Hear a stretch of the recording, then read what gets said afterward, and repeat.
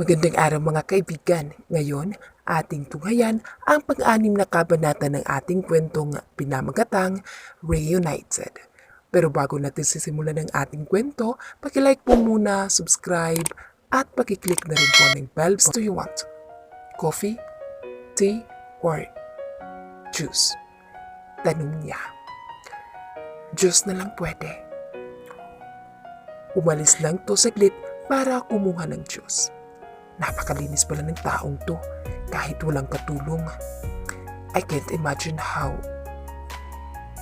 can he manage by his own?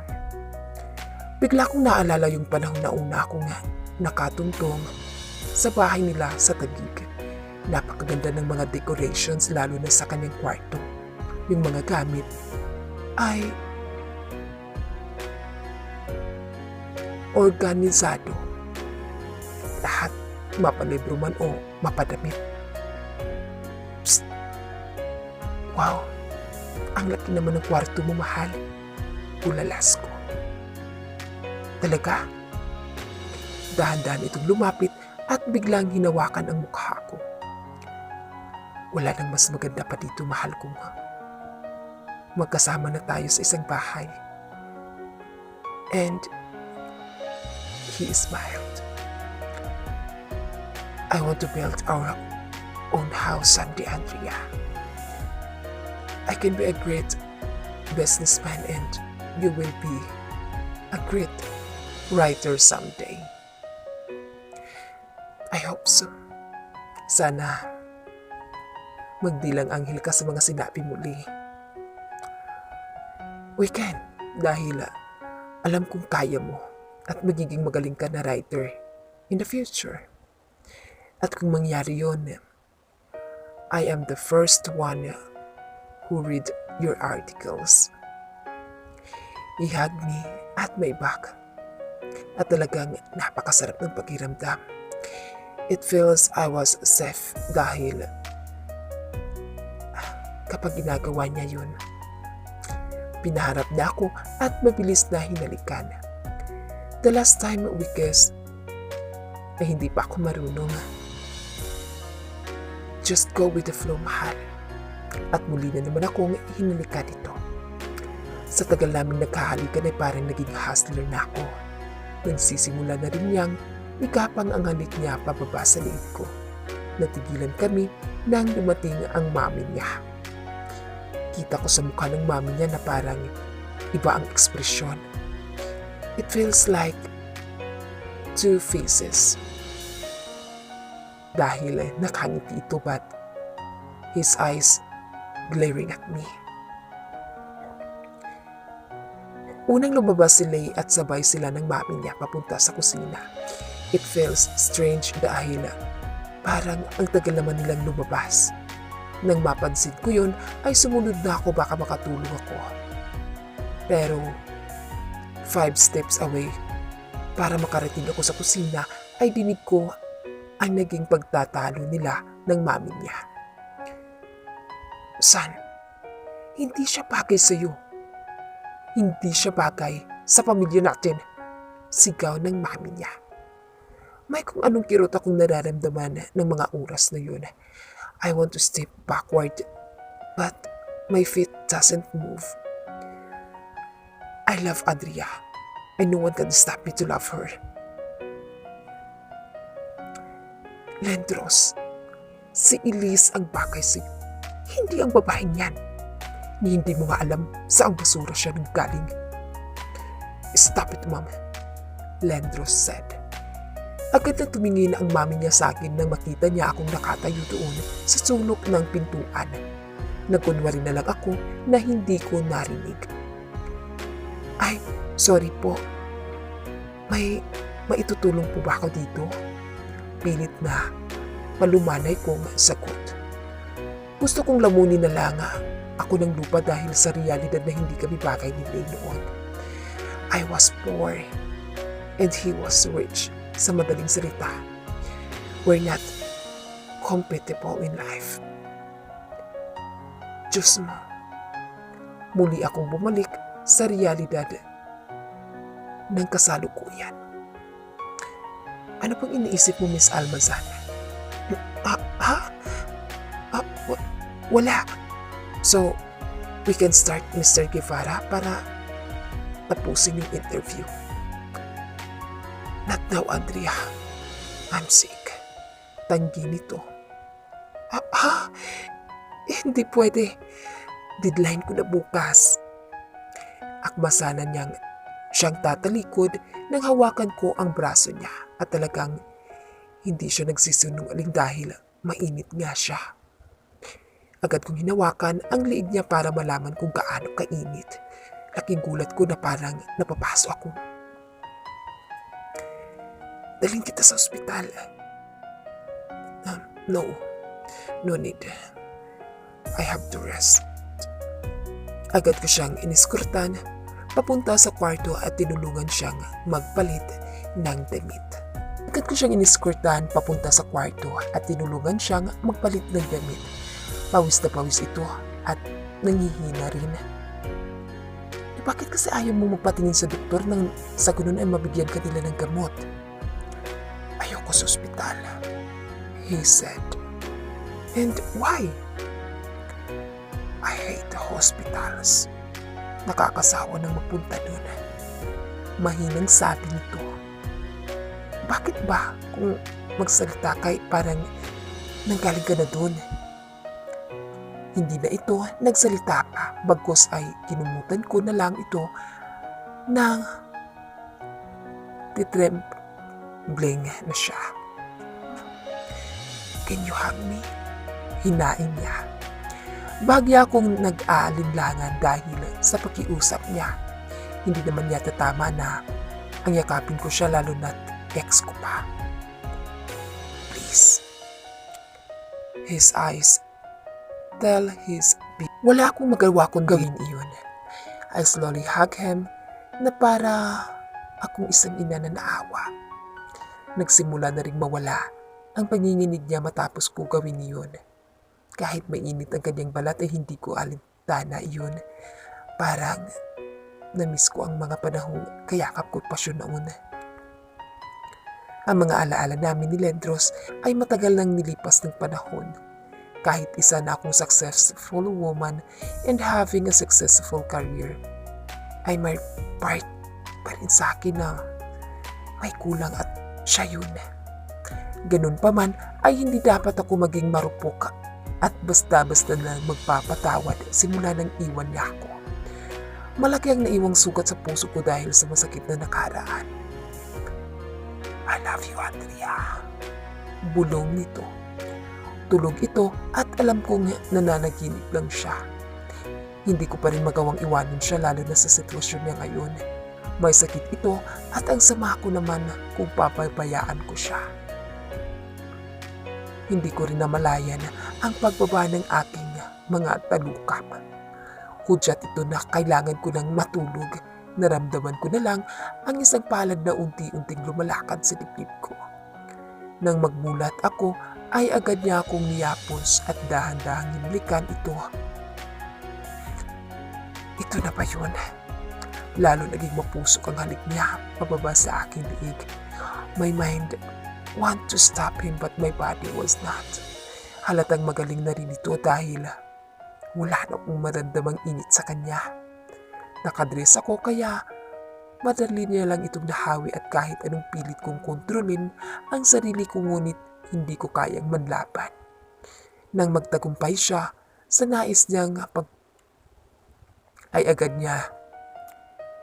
siyang bumaibabaw sa akin. I hate him so much pero bakit hindi ko siya kayang sampalin sa pagkakataong ito? Amoy na amoy ang bawat paghinga niya na lalong nakakapagbigay sa akin ng ibang klaseng sensasyon. Hanggang sa unti-unti ko na lang nararamdaman na ang masakit na pakaramdam. I'm already 28 na siguro ay ito na ang tamang panahon para maging ganap na babae. I'm sorry, Andrea. Bigkas niya habang ako ay humihikbi. Dahil sa nakaraan, hindi dahil sa nakaraan kundi sa sakit na nararamdaman ko ngayon. Matapos naming gawin iyon ay mabilis niya akong niyakap, hinintay ko siyang makatulog at pagkatapos ay agad akong umalis. Walang halong pagsisisi ang pag-alay ko sa kanya ng katawan, pero kailangan dahil hindi ko pa maibigay sa kanya ang buo kong tiwala. Napabalikwas ako ng gising nang mapansin kong wala na si Andrea. Umalis siya nang hindi man lang nagpaalam. Muli akong napangiti nang maalala ko si Andrea at yung mga nangyari sa amin kagabi. Nakita ko pang ebidensya sa kabri-kama ko na may bahay ko. So, I was right. She is still in love with me. Ang tanging nabulong ko na lang sa hangin. Tumingin ako sa relo ng mag-alas 7 na. Hindi ko na siya tinext, baka napagod ko siya kagabi. Nang dahil kagabi ay di ko maiwasang mapangiti at maging maganda ang mood ko sa office. Nang dahil sa ginawa mo, Andrea, hindi na kita papakawalan pa. Just like I did her in the past. Bigla ko na lang siya iniwan nang walang pasabi, but I have the valid reason kung bakit ko ginawa iyon. Past. Mahal naman, kausapin mo naman ako. Ano pang problema? Tanong nito habang nasa labas ng gate. Ayoko sanang sagutin ang mga tanong niya dahil alam kong masasaktan siya kapag nalaman niyang iiwan ko rin siya. Kaya ngayon pa lang, ay nuunti-unti ko na para masanay siyang hindi na ako makita. Nagmamakaawa ito ngunit pinipilit kong maging taingang kawali. I love her so much. Kaya ko to ginagawa. But I was wrong. For the past 5 years, ay lalo ko lang pala siyang nasaktan. Babe, can we chase our dreams together? Sabi nito nung nasa rest house kami sa Cagayan. Oo naman. Together at walang iwanan. Turan ko. Promise? Promise, mahal. Pero hindi ko nagawa ang mga naipangako ko. I chase my dreams alone at ganun din siya. Yung pangako namin sabay ay hindi natupad. Kaya ngayon ay itatama ko na. Hindi ko nahahayaang mawala pa siya at mangarap mag-isa. Tama nang minsan ako naging tanga dahil sa mga ginawa ko. Walang makakasukat at makapagbago ng pag-ibig ko kay Andrea. Muli akong bumalik sa session na kumatok ang sekretary ko. Sir, Mr. Mortel wants to talk to you. Alright, papasukin mo. For God's sake, Miss Almazan, I'll give a chance yesterday that you have to submit the story of Mr. Guevara today. Asa na? Galit na sermon ng head namin. I'm doing for it, sir. Payukong sagot ko. When? Kapag umalis na siya ng bansa? Ano ka ba naman? Andrea, hindi ka nag-iisip? I'm sorry. I don't want your sorry. Because you're suspended today. Bigla akong nagulat sa naging pahayag ng head ko. Ho? Hindi naman po yata tama yan, sir. So ano? Ano ang tama? Yung hindi mo pagsunod sa inuutos ko? Sa tamang oras? Tingin mo tama yun? Hindi ko alam kung ano ang isasagot sa kanya. Ang alam ko lang, suspended ako ngayon. Pambihira naman kasi. Talagang silid, talagang may kasalanan nito kung hindi na. Niya ako na si Diyos kagabi. Hindi sana umabot ako sa deadline. So, paano na? Buti na lang 2 weeks suspension lang kasi. Kung matanggal ako, ay baka himatayin talaga ako. Daig ko pang na-quarantine ito. Sa pag-stay sa bahay, habang nasa sala ay napindot ko ang on button ng remote. Manunood ako ng palabas dahil suspended. magmo-movie marathon ako. Nasa kalagitnaan ako ng crying scene ng movie nang mag-ring ang CP ko. Lendros, Ate calling. Ano na naman ba ang kailangan nito? Kinuha ko na lang at sinagot yun. Hello, mahal? Anong mahal?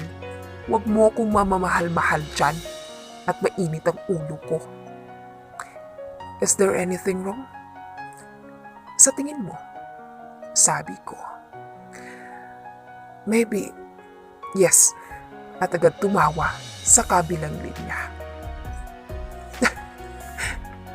Ano bang kailangan mo? Inis na turan ko. It's nothing. I'm just checking you kung okay ka lang. Hindi ako okay. Dahil ba kagabi? Huwag mo nang babanggitin yan sa akin dahil naiirita ako. Sige na, bye. Tawag ng tawag, wala naman palang ibang sasabihin. Panira, asa na ba ako? Malapit na tuloy matapos yung na-miss kong movie dahil sa walang kwenta niyang tawag.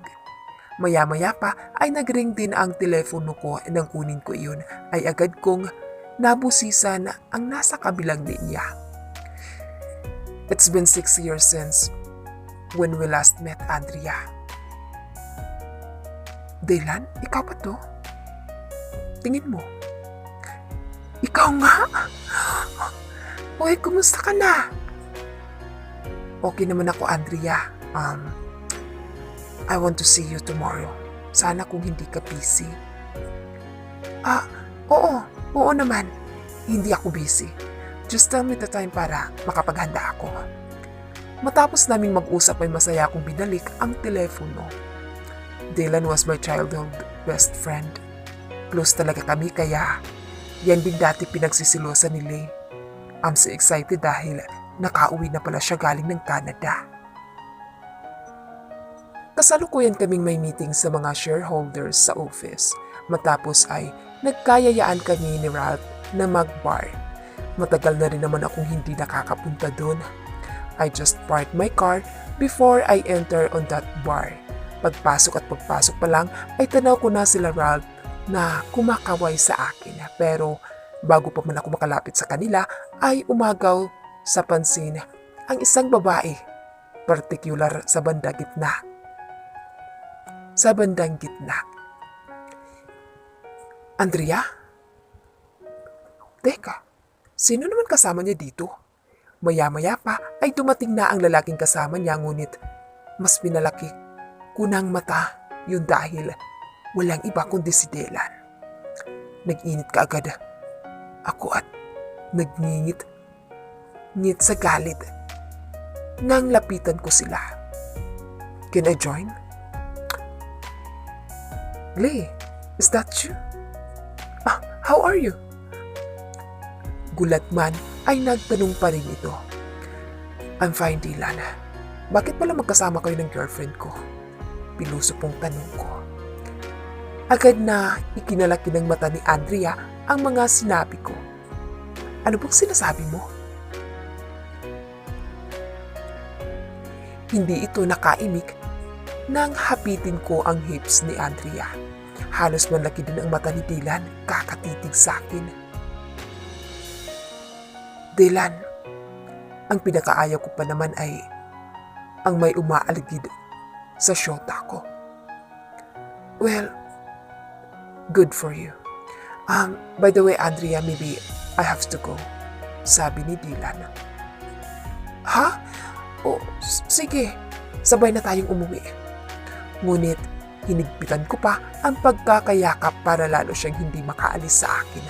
Nang umalis na nga si Dylan, ay tinitigan ako ni Andrea ng masakit. Ano ba problema mo, ha? Me? Wala, pero ikaw ang may problema. At bakit naman ako, aber? Kung bakit nagsasama sa lalaking yon. At ano naman ang paki mo? Mainit na tanong nito. Hindi ako nakasagot basta ko na lang ininom ang isang kupeta na may lamang whiskey dahil sa nangyari. Matapang yan. Malalasing ka. Worried ha. Worries ka dyan mukha mo. Mabilis itong umalis sa harapan ko at lumabas ng bar. Hindi ako nagdalawang isip na sundan siya ng mga oras na yun. Ba't ka ba sunod ng sunod? Baka may mga ano sa'yo. Dito, wala pa naman ako. Agad kong hinila ang kamay niya at dinala sa kotse ko. Ano ka ba, Lendros? May kotse ako. Hayaan mo na. Papaiwan ko na lang kay Ralph yan. Pero ngayon, sumama ka muna sa akin. Hindi naman ito nag-atubili na sumama. Sa katunayan nga ay dinala ko ito sa malamig na lugar ng Tagaytay. I want to be with her now. Gusto kong magkaayos sana kami. At dun ko sisimulan yun, wala na siyang angal dahil nasa kotse ko na siya mismo.